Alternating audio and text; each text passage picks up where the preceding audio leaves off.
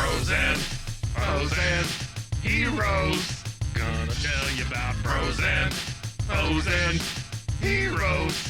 Gonna tell you about comic books, Costumes, facts, boots. and other stuff. In this week's issue, Absolute Batman. Welcome into Bros, Foes, and Heroes. I'm Zach, joined as always by the masterful one, Mr. Mike, the maestro of madness, or in this case, Blue Light Special Batman. Blue Light Special Batman Or is here. it just Blue Light Batman? Kids, stay away from drugs, but look at these hot deals. Yeah, you look like if... So the metal mask to me obviously makes me think of the Ben Affleck Batman in There's Something Wrong with Your Ear from Batman vs Superman, but it's like if he had to do Kmart ads. Yeah, this is like if you went. Have you ever seen any of those? Hold on, are your glasses on underneath that? Yeah. Oh, okay. Yeah. Have you seen any of those like third world Spider-Man movies they've made? No. Like I'm talking like streets of Uganda and somebody dresses up like Spider-Man or whatever, and then there's lots and lots of. It's not CGI. It's like green screen explosions and stuff all around Super. That's what this is. This is I am Batman, but for a very specific group far, far away from here. You're like the studio, like you have the Batman rights and you refuse to give them back to DC. So you just throw out this movie like every 10 years, like you have to. And this is what we get. I am Sony Batman is what I am. That's what I am. I am the Sony Batman. You go. Yeah. Speaking of being Sony Batman, just real quick before we get into what we're going to cover today. Well, I guess that we will tee it up. Absolute Batman. I know we were on a Halloween kick, and don't worry, we're still going to be on it. I'll explain in a second. I'm going to tell Mike a little bit about Absolute Batman, the first of the Trinity kicking off part of the Absolute universe. We had the Mike on his ASMR kick today. We had a special the week before. There was an all-in special that kind of led us up to this of the universe this is in. But I read Batman, and I was just going to introduce, Mike and everybody to it. So spoilers ahead. I'm telling you now, obviously, this is different because this is a book that's not even going to be a week old been out for a week by the time we're talking about it, which is something, different for us to cover something so new, but still. So spoilers coming up for that. And then also we are keeping it still with the Halloween spirit because I have not one, but two Golden Age horror tales that I'm sure will delight Mike. I read over them and just thought, Mike's going to like these. Yeah, I'm looking forward to it. We will go ahead and get things started off with Absolute Batman, and then we will follow up with the horror stories. So don't Batman. Forget. Oh, go ahead. Absolutely. Yes. Got it. Nice. Absolutely, we will have Batman. I started a joke, but I thought you were going to be I I didn't even practice that. Yeah, that was just nothing good. there. Yeah, sorry. Also, don't forget, coming up on Wednesday, we have our World's Finest Wednesdays. And this week, we will cover the time that Batman and Robin battled against Superman. Not battled, but they had a friendly competition. For what? You'll have to tune in and find out. But it's something very, very important. It was the time when Gotham battled Metropolis. Mm-hmm. Very large building. Mike enjoyed it. Yeah, I loved it. So, there you go. We did them out of order now. Behind the fourth wall. So, let's go ahead and get things started with talking about Absolute Batman. And I'm not going to show off like a lot of the art and stuff since it's something so new. I'm not going to talk about all the story beats, but I am going to kind of dive into it a little bit. It's going to be out of order, not necessarily, but we're talking about this Batman as a whole. Again, spoiler alert. I can't say it anymore after this. So we're talking about Absolute Batman's whole. Just Absolute Batman. Oh. We don't cover his whole. Hey, by the way, this mask is just latex. I didn't know if you knew that or not. Oh. I mean, I thought maybe you figured it was metal. No, I thought that it was at least latex. So, or plastic of some sort.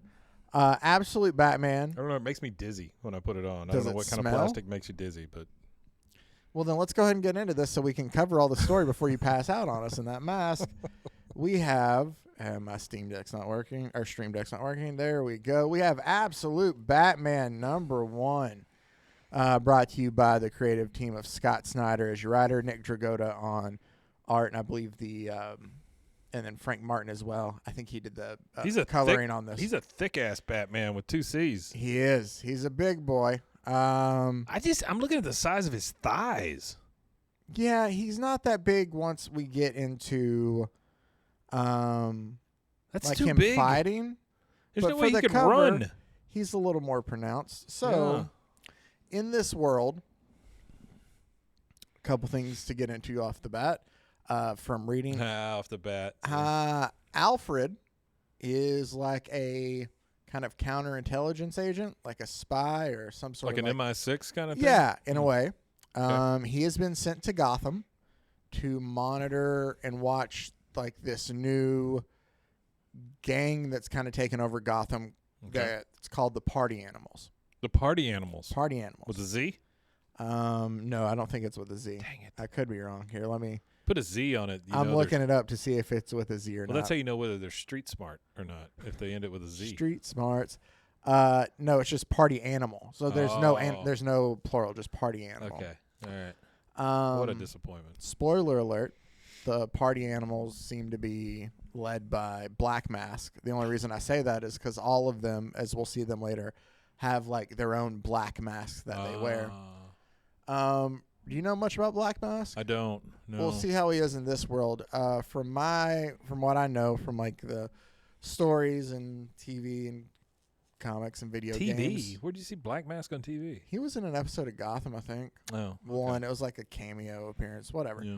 Gotham was weird. That was a weird show. See, a lot of people like it, and I just kind of. I thought it was fine, but it never really got to anything. You know what I mean? Like it was like I can't say that you because can I feel quit this coming watching up. it. Oh, you can feel this thing coming up, and nothing ever happened really. Yeah, I can't say anything because I quit watching, so Yeah. I can't like fully be like, oh yeah, no, it never led to anything. Then But it just wasn't. they introduced the kid that is basically the Joker, but then they're like, gotcha, that's not really him. Well, they brought him back. But then they bring him back He and inspired that's him.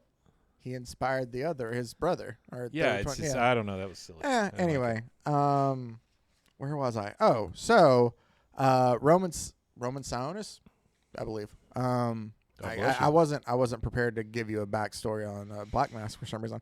But just kind of think like organized, like a big time, like a big mob boss. But he has like there's times where he like collects masks. Okay. Oh, you know what? Black Mask was technically in movies. That's who Ewan McGregor played in Birds of Prey.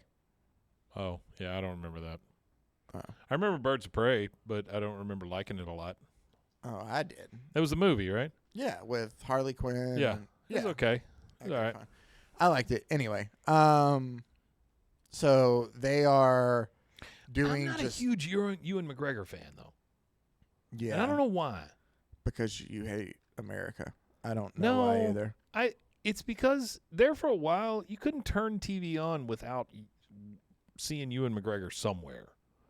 He was in the Winnie the Pooh movie. He was in the Star Wars thing. He was in the Dr. Sleep. He was in just like everything that saw came Dr. out for a Sleep. while. It had Ewan McGregor in it. Dr. Sleep's very good. Is it? I know it's It's a done by sequel. Mike Flanagan. Oh, okay. That's Yeah. not bad. Yeah. Back to Batman. I don't know where we got off Sorry. on that. Oh, talking about Gotham Ewan stuff. McGregor. Anyway, so See, he does that to me every time. Stupid Ewan McGregor. but the Party Animal Gang is like they do some very just vicious, just disgusting stuff. That It's not just lists partying. in there. No, like they are just. It's ruthless. It is like unnecessary, and nobody is off limits. We're talking about women and children too. Hey, Zach, Yes, you party? all the time. Oh man, I am not a narc. really. I don't know. Maybe but I am. I don't know. it's just these awful things. So like, they do terrible things to everyone. yeah, No like, one is excluded. Like they talk about tying a mother to the bumper of one car and her baby to the bumper of another, and Very nice. like just just smashing them together. well, just terrible stuff. Yeah, sure. Okay. But here you go. Here's a look at old Alfred, Ooh. MI6 Alfred Alfred. looks completely different. He does. He's a nice, like, strapping young MI6 agent there. Yeah, he's got a hot little motorcycle. Or spy of some sort. But he's sent to kind of monitor these party animals. Like, that's why he's sent there. But he's told while he's being sent there that there Who's could he be. sent by? Don't really know yet. Okay. Like, All it right. doesn't talk about the organization that he talks to on the phone and all that. Okay. Oh, so he's got his phone connection or whatever where they're telling him what to do. Exactly. Yeah. Gotcha. Like you think spy movies. So it's like Charlie's Angels kind of thing. And, like, apparently they took him off this guy he's been trailing for the past 5 years, like, trying to, like, hunt. And Ewan McGregor. He had finally, like, pinned him down. I think it was, like, in Singapore or somewhere. Okay. But they pulled him off of it to bring him to Gotham. And they also tell him, like, while you're watching the party animals, he's like, am I supposed to, like, stop them from what they're doing? Yeah. And the phone guy's like, no, you don't engage. You just watch. But you have somebody else that might be trying to stop them as well. If you come in contact with him, you can engage. So basically the phone voice is saying if Batman engages with these folks, then you can engage him. Kind of, or if he engages you, you can engage him. Got it. Okay.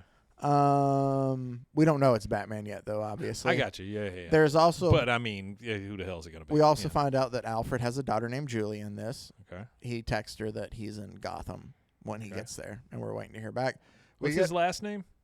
Pennyworth, I guess. Pennyworth. They haven't said it yet. Okay. Did we you get watch our first... that show? No, I did not see a single issue either, of that and I one. thought it looked really good.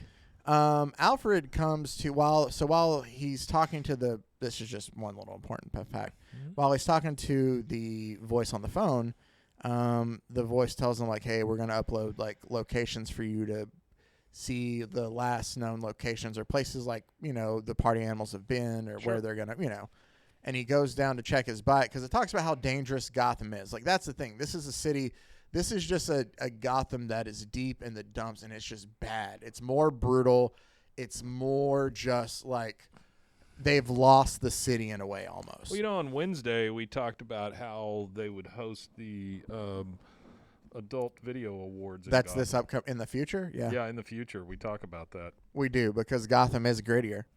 Gotham is very and gritty. This is a very... You okay, buddy? Yeah, I'm fine. Okay. I'm good. I'm just going through a few changes here. I'm That's- good. I'm learning about my body. We all do through Just life. learning about my body. It's Yeah. fine. Yeah. Man. So, I just got to reel myself in then after that. Mm-hmm. So it's just a darker, grittier Gotham. I'm sorry. No, you're good. And so it's one of where it's like we found out they're having a town hall meeting where the mayor's trying to, like, hear out the concerns over everybody in town. Right. I can tell you the mayor, Jim Gordon. So he's not a police chief in here. He's the mayor of Gotham. Really? He's the mayor? He's the mayor of Gotham. Okay. Barbara, his daughter, is on the police force. They're flipping the script. They are a little bit. Things are different here for sure. Mm-hmm. This has to be freeing as a comic book artist and writer to be able to take a well-known entity and flip it on its head and tell an entirely different story. That has to be super freeing because you're not bound by space-time or previous things. For sure. No, I completely agree. I bet they with really enjoy that. I'd like to think that it's them to be able to tell, like, cool, newer stories. Yeah. What I was going to say, though, is with this, like, that's brought up as a talking point. Alfred has his bike stolen. Don't worry. We'll figure out what happens to it. Thank God. We get introduced to our first look at Bruce, which I'll show you here a bit. Sorry, that's not Bruce. That's a kid on a punching bag. The big guy next to him. Oh, my God. That's Bruce. Why the fuck? Why is Bruce so gigantic? Because he's a big boy. Look at those legs, though. Dude. Yeah, no, he's a big guy. Those legs are huge. Okay. All right. I'm rolling with it. Whatever. Okay. I think the goth-looking kid with the things, is that Robin? No, is that Bruce? There's no. It's just somebody that's there at the gym with him. No, the second panel there. Yeah, the kid holding the bag? No, the one next to that. Is that Bruce? Yeah, it's all Bruce. With the gloves up near his face? Yeah. Okay. All right. He looks very young. He is. We come to find out another thing that's cool about this. The gym he is working out at there is called Croc's Gym. He talks to his buddy Waylon, who runs the gym. If you don't know, Waylon Jones I don't. is Killer Croc. Oh, okay. In this universe, it seems that Batman is friends with his rogues gallery. Like, they're all a group of, like, kid friends who grew up. Oh, wow. So none of them are their villainous selves yet, but they talk about their friend group, but they all call them by first name. There's Eddie, which would be, I'm assuming, the Riddler. Oswald, Penguin. Ozzy, I think, is what Waylon calls them. And they talk about Selina. And then Harvey for Two-Face. So it's all of them, but it's like now just like a group of friends who grew up together in Gotham. What about the Jerker? We'll get to that in a second. Okay. So the concept here, I think, is like maybe we see how just the city itself, because there's different things that drive people here throughout this. Sure. The city being in as bad a shape as it is, it leads to obviously Batman feeling like he wants to do something about it. That's what leads to, and a lot of people in the city want to, like Waylon, or who eventually I'm assuming is going to be Killer Croc, but Waylon like tells Bruce like, hey, are you going to be at this town meeting tonight? Like, we're all going. Like, they all there to support or to bring up their thoughts and stuff. Like, they want to let the mayor know, obviously, that we need to fix Gotham. Like, something needs to happen here. Right. So I think that we might be able to see or witness then the slow kind of decline of his friends, of where the city gets to them and we get to see them turn into these villains maybe. Or maybe it does something completely different. But it's interesting to see at least how that could... I just love the rebooting of origin stories. That's kind of cool. How it could frame up. Again, not diving into everything here, saving some of it for you to munch on, but also just kind of giving Mike all the cool little details of everything in this. I love it. While they're at the town hall meeting, that's where the party animals attack. There is a scene in there where Black Mask like just already kills the heads of the Falcone and really. What's the other one? It starts with an the M. crime families. Yeah, the big crime families. Yeah. The only one I really know is Falcone. If you said the other one, I might know it, but Falcone definitely. Salvatore Maroni. The Maroni and the Falcones. Like, he already he invites them to his house there, shows off his death mask, and there's a case for 2 more, and he's like, those are yours. And like, he has his guys like take them out there. So he's very vicious too, we see. Wow. We don't get a lot of Black Mask. Batman is able to like, he scares off here. There's one scene that we have to talk about. Let me get to, because we talked about it a little bit before, and we haven't really gotten into. It's intercutting while this story is being told in the present. We're also getting flashbacks to like a day at the zoo. Okay. With he and his class and his dad, because in this version, his parents aren't like wealthy socialites of Gotham. Okay. His dad is a school teacher and his mom's a social worker. So his dad is actually the teacher of his class there, and they're on a visit to the zoo. That's being intercut with everything else that's going on in our story, back and forth between past and present day. So you said Killer Croc, Penguin, Two-Face, and Selina? And Catwoman and Riddler. Who's Riddler? What's his name? Edward Nygma, Eddie Nashton too, I think. Okay. All right. I'm trying to see where it's at. So I was just thinking, like, if they pulled all of that into a zoo atmosphere. Well, that is so. This first story arc, I'm assuming this was part 1 of 5 for issue 1, and it's called The Zoo. Okay. So it could. You're on this. I think. Well, I'm just saying. I mean, a lot of these criminals in comic books are animal related. Oh, for sure. In one way or another. So I didn't know if maybe that was a thing they were trying to do, a device they were trying to use. So the party animals show up at the town hall meeting, and Batman's ready for them. You want to see some nice Batman action? I gotta say, like, it looks really good. Beautiful art, yeah. It is. I'm still worried about the size of his legs. He's got massive legs that Mike kind of likes. Maybe I don't know. Maybe he. Blue light special on Batman's legs. No, you got to pay full price for those legs. Oh boy! Get some more action in here. Zach hates this sound. I do. Okay. You hear that? It sounds like a shaving. I'm gonna mute you. I Wait a muted minute. you. Wait a minute. Let me. There we go. Oh. Yeah, nice I close honestly shave. muted you. Damn All it. right, we're good now. Okay. There's some By more. the way, if you're just listening to this, that was a little like blue light, right? So it's a little spinny blue light. It's almost like on the top of Like a top strobe corner light. or something. Yeah, and it makes a horrible sound, especially if you produce audio. When you hear that, you're like, "Oh shit, what's wrong? What cable I is thought loose? there was a hum What somewhere throughout microphone here, is yeah. going bad? Yeah. So anyway, I do that because I do it because I love. Oh, thank you. I was showing you a little bit more Batman action, and Alfred's just kind of sitting there watching things Well, go Alfred's by. got a rifle trained on him, doesn't he? Well, it's on the black, like it's on the Yeah. party animals. And Yeah. he's just kind of watching everybody through there. We find out through this that Batman like can use his little bat ears, they're knives. Oh, Like he pulls them off and uses them as knives.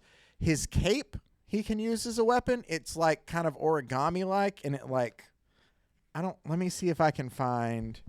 so it's almost like oh shoot, what was that? Where the cape hold takes on. on its own persona. In a way, it was before that. Here, I'll do that just to show.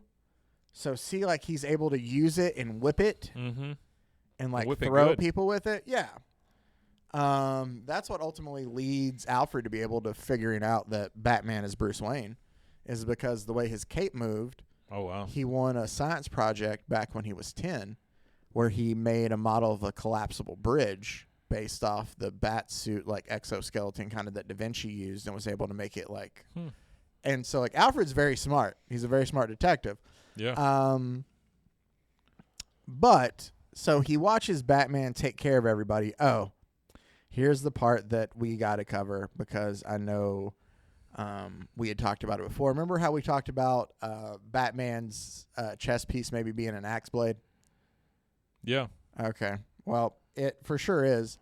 And he goes up against one of the party animals who pulls out like a cleaver on him and tells him like, hey, this hand has killed like so many people. It'll add you to the list. And Batman just puts like the stick up to his chest and kind of pulls the blade off and then swings it off and just chops the Holy dude's head crap. off then.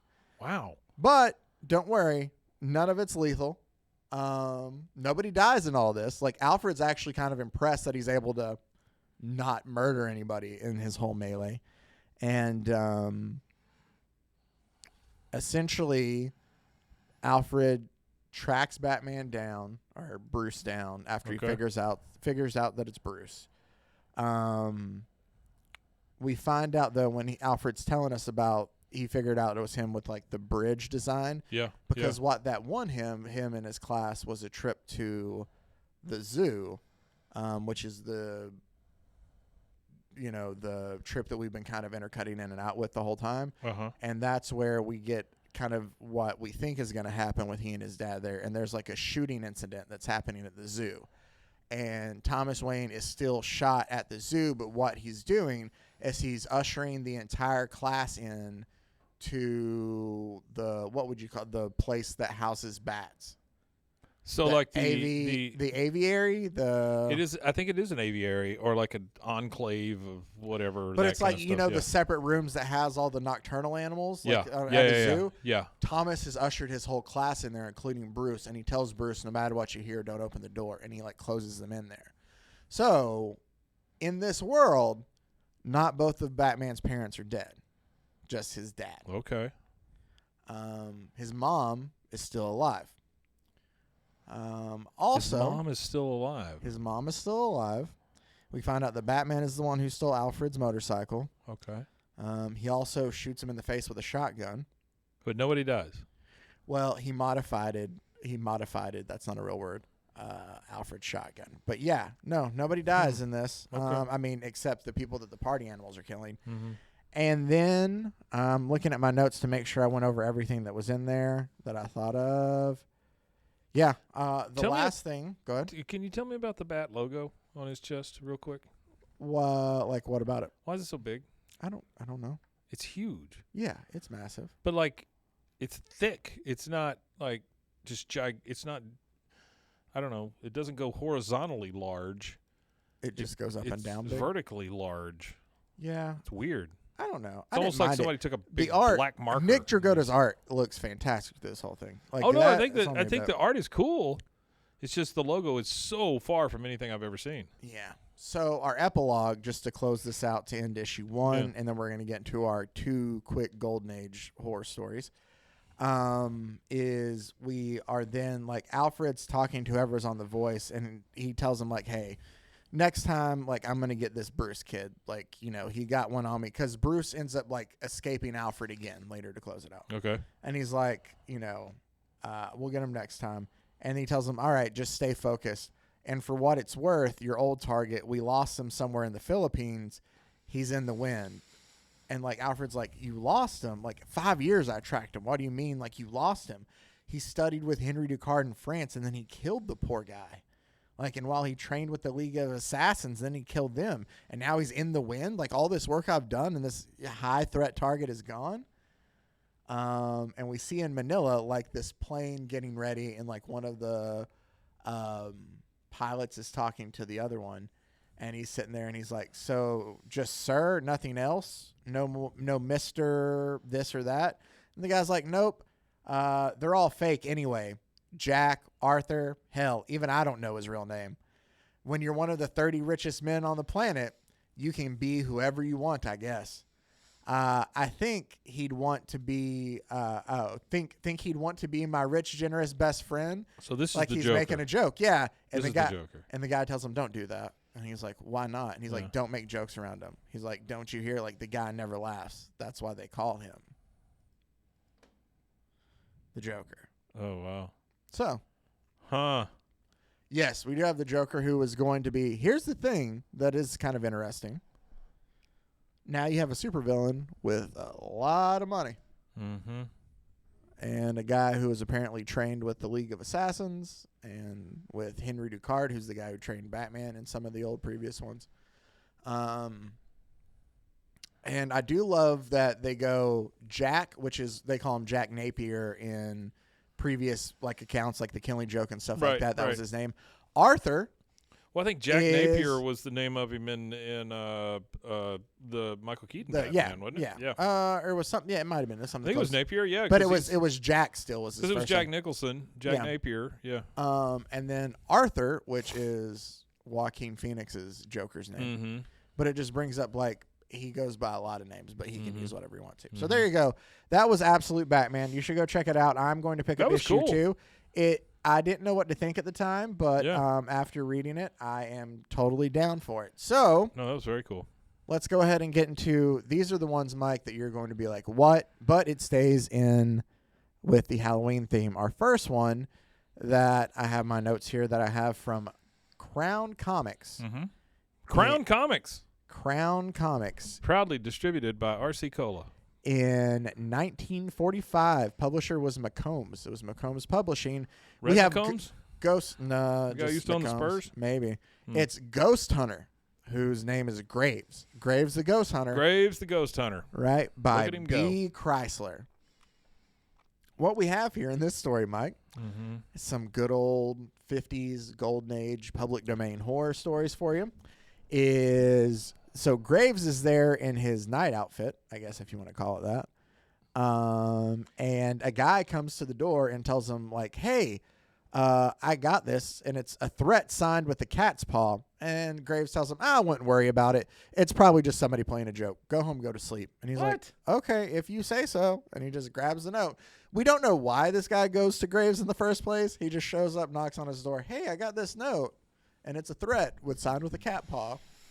Well, this guy on his way back home, he passes a cat and he's like, oh, I bet you couldn't do anything to me. But the cat turns into a ghost lady. Yeah. Right? These are going to sound. This will tell you you don't screw with cats. Don't just stay away from cats. You think they're cute. You think they're cuddly. They're ghost ladies. They'll turn into ghost ladies. If you're listening to this is going to sound like a fever dream at time, but I'm honestly just going panel by panel. Yeah. I'm not skipping anything. Yeah. No, you're not. The cat turns into a ghost woman, and it scares the guy, and she uses her nails to kind of scratch his neck. Her ghost nails. Right? As he screams for help. Yeah.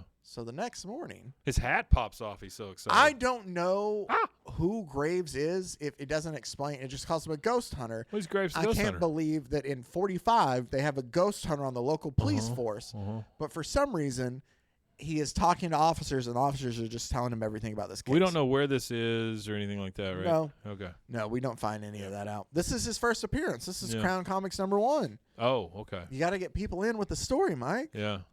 And so the cop tells him, like, he's dead, all right. Like, I mean, of course, just sprawled out like that in the snow, you would hope. Yeah. And he goes, they talks about how he had claw marks in his neck and it turned blue, which you can tell it's poisonous. And Graves is like, man, I'll never forgive myself. He asked me for help, and I just told him to go home. So if it's blue, it's poisonous. According to this guy. That's the way things work. Usually.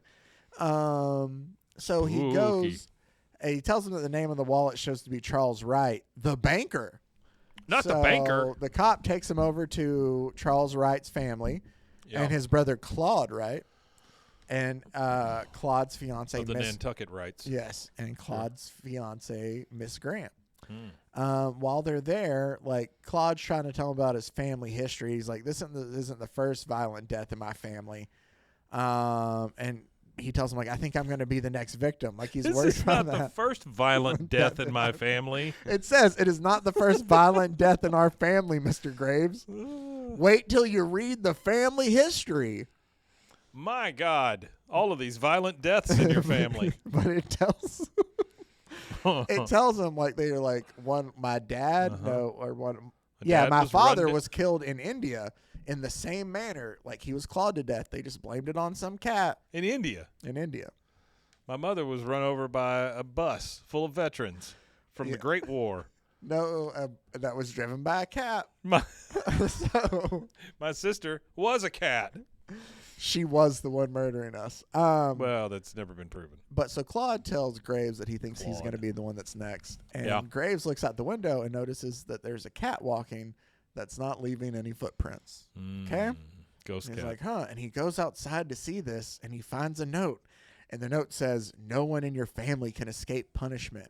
The curse shall be fulfilled. And it's signed with a cat paw again. Okay.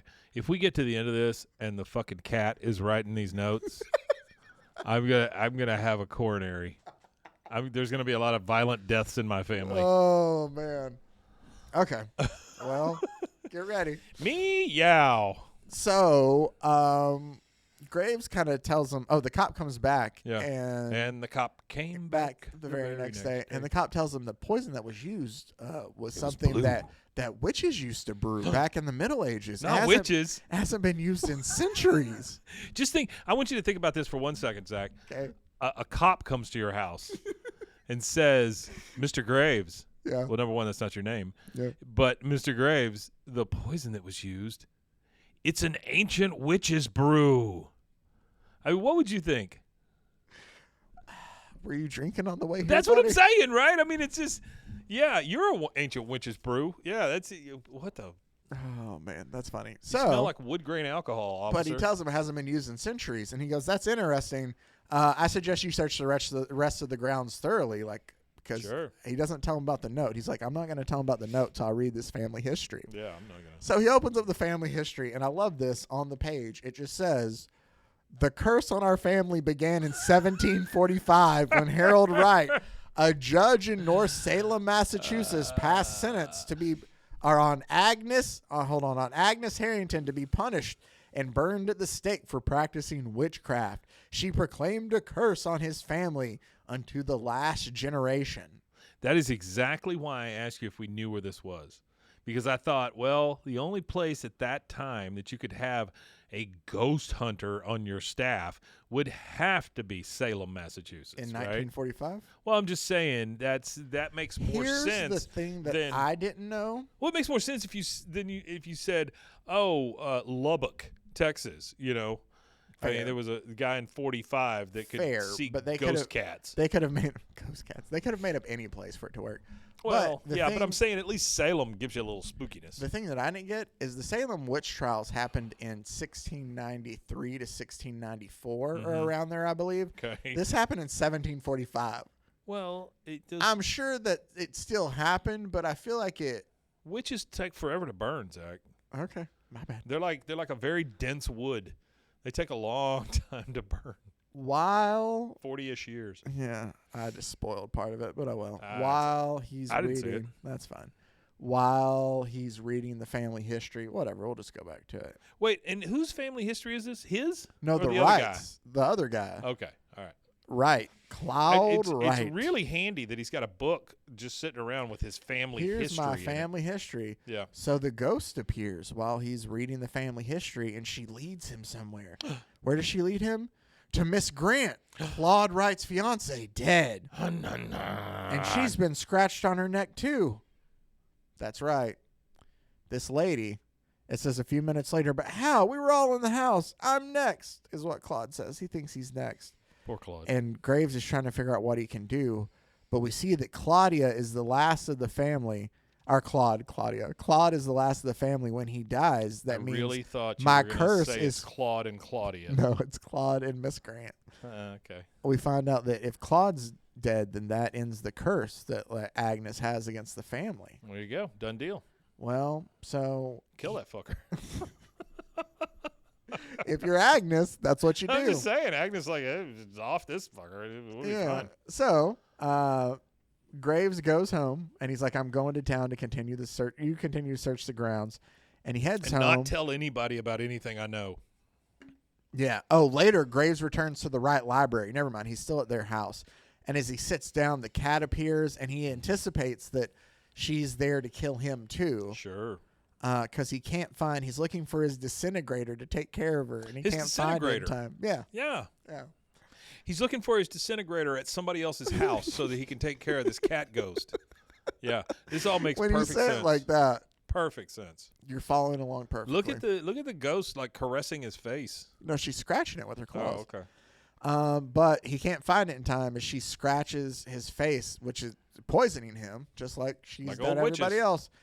And then she goes to get Claude, but as she scratches Claude, what? There's Graves back with his disintegrator. Uh-oh. And he grabs her by the ghost arm and uses his disintegrator on. Like, you see how he's holding her, but somehow it only disintegrates her. And then he gives Claude an injection with the antidote. Sure, the ghost antidote. Because the poison that she was using. The witch ghost antidote. That's why he went back to town, he tells them, is because I was getting the antidote for So- that poison they haven't used. I used it on myself, found my disintegrator, disintegrated her, used antidote on you. Everybody's good. No more ghosts. Thanks, dude that disintegrates ghosts. What's his name again? Graves. Graves. Here's, Of course, it's Graves. Here's what I love. At the bottom of it, Graves the Ghost Hunter solves another weird crime of the supernatural in the next issue of Crown Comics. No, he doesn't. He doesn't show back up again. There's never another one? There's never another Graves the Ghost Nice. Hunter. All right, and then that brings I us... love how they tell us about the science of the disintegrator. Oh, I do too. Don't you Yeah. love that black little hole between us? But that brings us to Nightmare Mansion! our last story, Nightmare Mansion, which comes Woo! from Haunted Thrills #3 from October of 1952. Haunted Thrills #3. Yeah, from October of 1952. It's an Ajax-Farrell publishing publication. There These we go. people all look like they're made out of stone. I have one note to get to that's funny to me in this one. Yeah. It's a guy named Tim Brine, Officer Tim Brine, right? Yeah.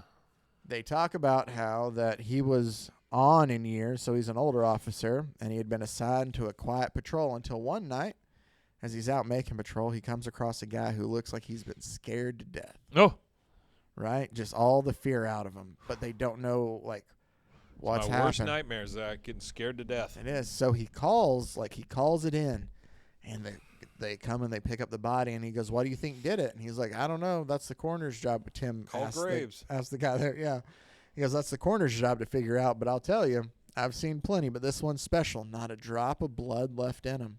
Wow.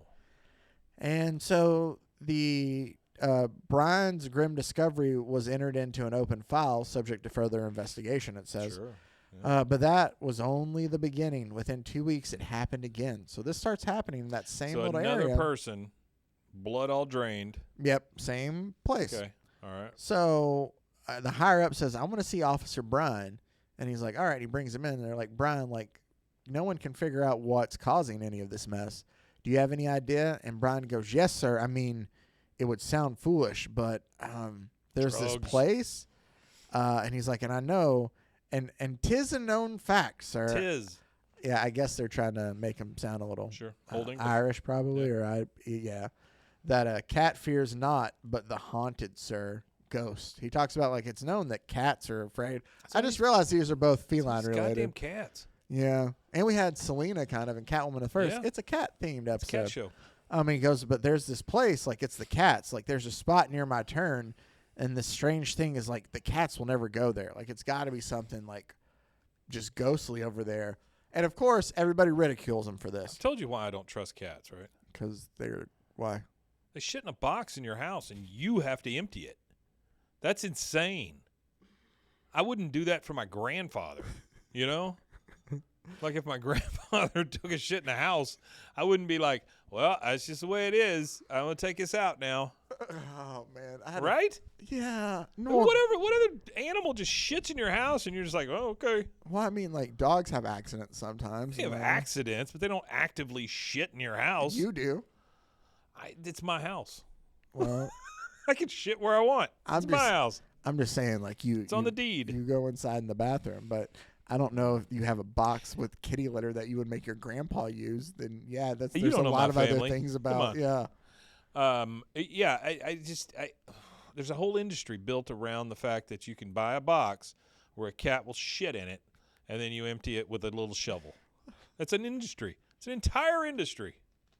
Sometimes I feel like you just get so angry. I do. I get so angry. And it's so funny. I'm very about what you will get angry about. I'm very angry about cats shitting in my house. Yeah, you don't even have cats. I don't. Like, That's the so thing. why are you I don't even have any cats. angry? I don't know. So that's something you have to deal with. You know, my buddy Melvin. Yeah. Went to his house probably 2 months ago or so. I was flying out to D.C. and I had to go early, and he let me sleep over or whatever. It didn't get weird.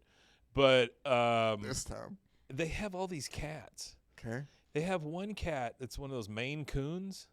Okay. It's like the size of a child. I mean, it's gigantic, right? Yeah. And then they had another cat. She just picks up all these cats. They have so many cats. They had one cat. It had a lame paw, but it was born that way, and so it was always like this, like the old cursed monkey's paw, right? It just his foot just kind of hung there, and he would drag it over to the place where he took a dump, or whatever. That's sad. And then they would pick him up and they'd inject him with stuff, and then they'd put him back down. It was like you were at a cat hospital the whole time. There was one cat that all it did was hid under the toilet. So if you go in there to use the toilet, the cat gets to watch the whole time. Okay. It's just weird. I'm sorry. It's got to get rid of some of these cats. Okay. I don't really care. It's not my house. I don't care. Sorry. I have to.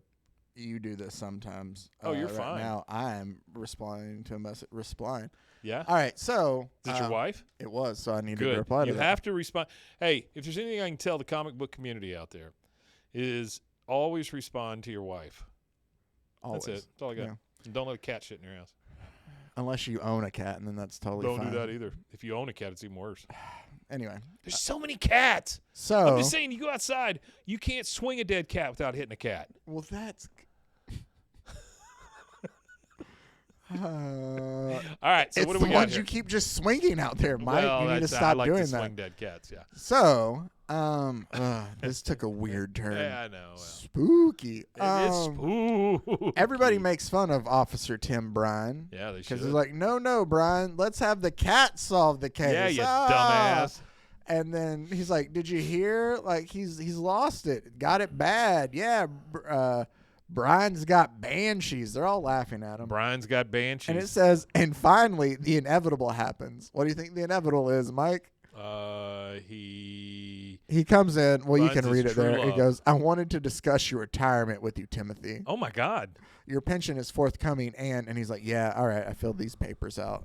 Wait, and so. Wait. Who is this that's talking about retirement and pensions? They're making the officer retire. But what's his name? Tim Bryan. Oh, okay. So up in the thing where everybody's making fun of him, they say Brian's got banshees. They're calling him by his last name.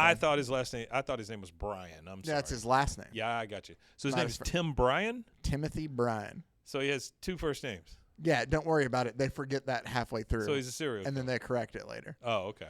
You'll see. All right. And so into the night went Brian. The badge that he had worn so proudly for so many years was not there to cover the lonesome ache in his loyal heart. Oh. So he's no longer a cop. And Hey, this is some good writing, though. And as he's walking the beat, still just one last time, he notices a guy there asking for a light. This and is he's the like, green guy? yeah, the green guy down there. And he's like, hey, I don't remember ever seeing you around here. Are you new to these parts? And he's like, no, not at all, Officer Brian. I live in the house over on Alder Place, which is the place the cats don't go. Sure. Thank you. Good night. And then he turns into like a puff, and he goes, hee hee, good night, Brian. And about that time, He turns into a what? like a poof of Did you say a puff? it's like a He puff turned with into a a face. poof. Poof. Yeah, he just goes, pew. And Officer Brian goes chasing after him. And there's a house there on the corner that's not there anymore. And he Oh, runs no. up to it. And he grabs the giantly cartoonish evil knocker and knocks on it. And this goblin-like vampire creature opens the door and goes, welcome, Officer Brian. That's how I assume he says it. Eeks. And then he's let in. And they're like, who are you? What is this place? This has every horror trope ever invented in it. And he goes, my mistress awaits thee, and of her may thou ask. And so Brian goes up the stairs to see this woman, and he's like, and she welcomes him, and he thinks that he's dreaming, and she goes, I see ye have come unto our house, O Brian do. I don't know what the DHU is for. Oh, Brian, duh. Yeah. And he's like, those dead men, what do you want of me? What like, the guys that he found. What do I? And she's like, no, for on thee has been laid the hand of the true death. But we have decided that ye shall be kept here until thy time. What is this old For English bullshit thou that we keep going through here? art one who could destroy us. And then it says, oh, no, you don't. Oh, sorry. It says, oh, no, you don't? I didn't mean to pause like that. Yeah, I got But you. it goes, oh, no, you don't. Pat Bryan is no prisoner. No. Not, his name's Pat. not while he's got strength left in his bones. And then he grabs the woman, and all of a sudden, everything around him disappears. Well, she says, The house. she says, loose me, arder. And then everything around him disappears, right? It's Yeah, all gone. Sure. Well, then he's back home. Uh-oh, now he's haunted by a broom. And he's like, somehow Brian found his way to his own room. And there, he has these thoughts that he remembers to. Yeah. And it's the picture of his mom. And his mom goes, Timothy, son, you may be confused and call yourself Pat someday, but it's okay. We'll forget that and go back to calling you Timothy. That's not what they say. But that's the thing, is she calls him Timothy again. Yeah. He just calls himself Pat in that one panel. Well, it's a nickname. It's like, I forgot. It's like the writer forgot the name of Guys this down at the character. bar, Right they there. call me Pat. But his mom tells him, Timothy, son, a new broom is a marvelous thing, and used for much more than sweeping out the dust. It's a tool the very devil fears, for it has power. A broom? For it has power over souls that are soiled too. And so he grabs a broom, the words filtering through his dim memory, and he basically goes to where the house was, and he just starts sweeping very vigorously. It says, yes, but there was an urgency. Brian once again sought out the alder place. This time he was armed with a broom. And they're all the monsters that were in the house were like, no, oh, stop, Not a Brian, broom. for thine own sake. Brian, the hand of the Lord of death is upon thee. Spare us, spare us. So, yeah, he's just sweeping where the house was. Like a dust cloud comes up, and then they're all, like, melting away, like, in agony. And then he just calls out to, like, the sky. It's true. The broom swept them away. I'll never know what evil brought them here to rob poor mortals of their lives. But they're done for now. And then, but there was no way of knowing why Officer Brian had been given his strange, unofficial assignment to sweep up evil. For in the morning he was found, and around him was the grim evidence of his last task. All those dead bodies were the dead monsters, I guess. Those men carry on in Tim Bryan's place. May doubt the tale, but they'll not forget him, for the cats are back at Alder Place, and the sun plays across a bronze plaque, and the bronze plaque says, Tim in Pat memoriam Bryan sleeps officer here. Timothy Bryan, never Pat except that one time when he thought a ghost lady was around, died July 19, 1951 in the line of duty. Courageous, loyal. Line of duty? They fired him. And faithful to his duties until the end. They fired him, and some ghost bitch gave him a broom. What do you? That's not the line of duty. No, it was his own broom that he remembered his mom telling him about how brooms are special. Brooms don't come up at all until the very last page. Well, you wanted me to get angry about something. This is it right here. I didn't want you to get angry. I thought you would have tried now. Fucking brooms. Really? So there you go. That's how you kill ghosts? We talked Batman, and we talked about some. You know, I've told you before, like there's a corner in my house. Well, this hair. Look at this. Well, that's what happens when you wear a Batman mask. I don't know what side I'm going on. There we go. Oh, so much better. So there's a corner in my house that I'm very scared of. Okay. Especially late at night because I think something's going to come following me. Yes, you've told me about that. Yeah. So what I'm going to do is I'm going to get a broom. That's all you got to do and I'm sweep just it gonna away. get a broom in there. Yeah, sweep it away. Fuck you, ghost. I got a broom. Sweep it away. Yeah. Sweep it away.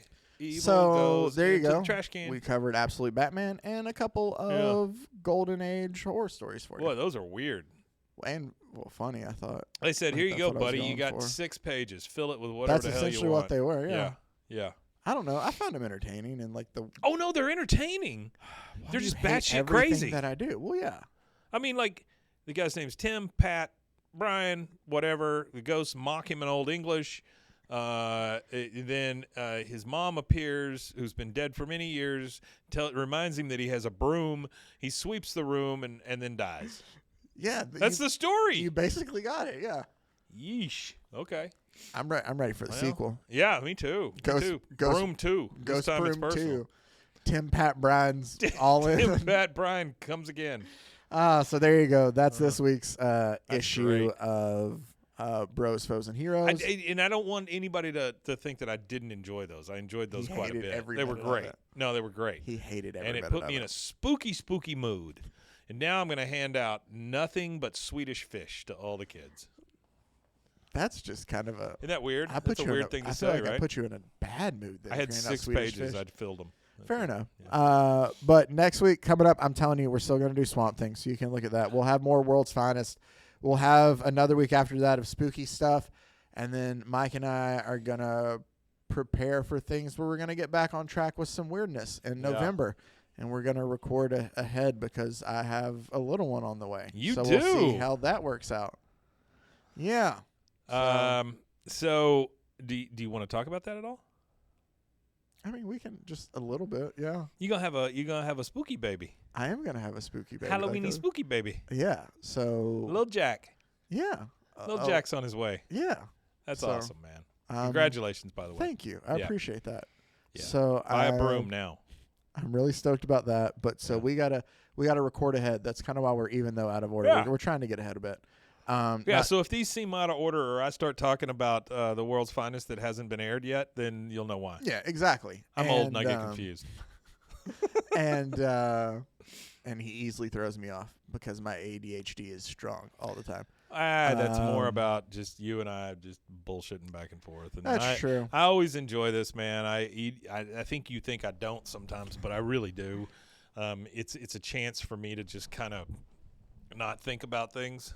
Oh, good. You know what I mean? Yeah, I get that. And like when you bring in the old ass stuff like that, where apparently brooms have killed monsters for centuries and we didn't know it. Yeah. I mean that's golden literature as Well, far as thank you, because it is the golden age. I appreciate it's it. not pokey little puppy, but still. I love the pokey little puppy. He's very pokey. I have that golden book. That was Do you? one of the golden books that Well, they only made like 3 of them. So. Well, there's what? No, there's a shit ton of golden books. Was there? Yeah. Yeah, that's kind of my And they point. make golden books out of everything now. Yeah, we got a bunch of golden books at our house. From Yeah. like when my wife was a kid. My parents didn't allow me to read, so I don't have any. They didn't want you to be learned. I get it. Well, I mean, it was a very Southern Baptist upbringing that made me go to a Baptist high school. They didn't encourage reading. You only had picture books till you were in like the junior year. It right? was like, and I'm not even kidding when I say I was making a joke with the picture book. Bro. Oh, yeah. No, it was pop-up books. Yeah. But yeah, I'm not even kidding when I say that in my middle school era, to quote Taylor Swift, I was... She had a middle school era? Everything's an era to her. We would get these little packets, and it would be like for math. You'd open it up, and it would say Jesus plus 3 disciples equals 4 or whatever, and that was literally yeah. So again, it's not that they didn't necessarily encourage reading, but they didn't want you to be real smart. I got you. Yeah. If you're Bible smart, that's one thing. If you're smart, then you're a threat. You question things. So I was a super threat, Zach. Because you're smart? I don't know. Hey. Making shit up. I got you. Well, so we got a World's Finest coming up on That's how you Wednesday. Can tell you've gotten to the end of the episode. Yeah. World's Finest coming up on Wednesday when Gotham battled Metropolis Yeah. for a very, very special prize. You'll have to Oh. tune in to see. It's a massive thing, man. Boy, it's a big deal. And then, yeah, we'll have Swamp Thing coming up. Also, another week of Spooky Somethings. I think I know what I'm going to do if I can find it. And then more World's Finest, and then we'll kind of get back on track with other non-spooky stuff. But just comic book craziness and weirdness and awesomeness and all of it in general back in November. Thank you guys for taking the time out to listen as always. Make sure to check out all the other great podcasts on the Rogue Media Network family of podcasts. RogueMediaNetwork.com. And until next time. Never done it that way. I know. And until next time, stay safe, everybody. Hey, Gallicon guys. Pros and heroes. Gonna tell you about pros and heroes. Gonna tell you about.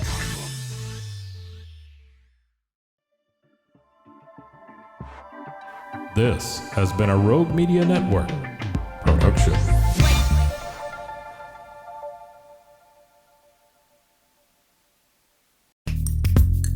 Are you a podcaster? Let's talk podcast hosting. Are you tired of your current podcast host? Need real support in a community that gets it? At Rogue Media Network, we offer top-tier podcast hosting services to help you thrive. From hosting and distribution to dedicated support, we've got you covered. Starting as low as $25 a month. Join our community of passionate podcasters today. Contact us at hello@roguemedianetwork.com.